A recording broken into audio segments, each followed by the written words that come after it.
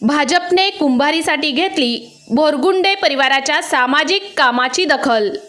श्रुती बोरगुंडे यांना दिली जिल्हा परिषदेसाठी उमेदवारी।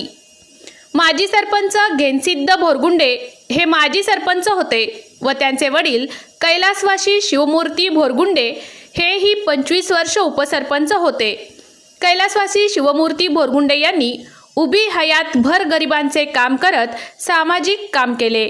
शिवाय ते त्यावेळी काँग्रेसचे निष्ठावानही होते। येथील ग्रामदैवत घेनसिद्ध मंदिराचे कागदोपत्री नोंद नव्हती। 2001 मध्ये बोरगुंडे यांनी सरपंच झाल्यावर त्याची नोंद केली। शिवाय तेव्हा त्यांनी तत्कालीन दुग्धविकास मंत्री आनंदराव देवकते यांच्याकडून 5 लाखाचे सभामंडपही बांधले। ते सरपंच असताना त्यांनी गावाला दिवसातून 2 वेळा पाणी पुरवठा केला।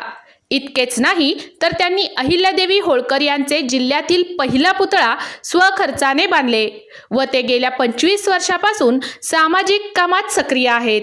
गेल्या 25 वर्षात त्यांच्या घरातील एकाही सदस्यांनी कोणत्याच निवडणुकीत सहभाग घेतला नाही। चांगल्या उमेदवाराच्या मागे ते कायम खंबीरपणे उभे राहून त्यांना निवडून आणण्यात त्यांचा सिंहाचा वाटा होता। याच सामाजिक कार्याची दखल आमदार सचिन कल्याण शेट्टी यांनी घेतली।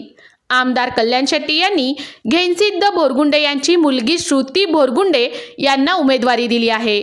त्यांना उमेदवारी मिळण्यात भाजपचे जिल्हा उपाध्यक्ष रामचंद्र होनराव यांची भूमिका महत्त्वाची राहिली आहे। दरम्यानच्या काळात त्यांची स्वखर्चाने धनगर समाजासाठी कुंभारीतच स्वखर्चाने दहनशेड उभारले आहेत। उपेक्षितांच्या हितासाठी त्यांनी नेहमीच त्यांच्या वडिलांप्रमाणे नेहमीच काम करत राहिले आहेत।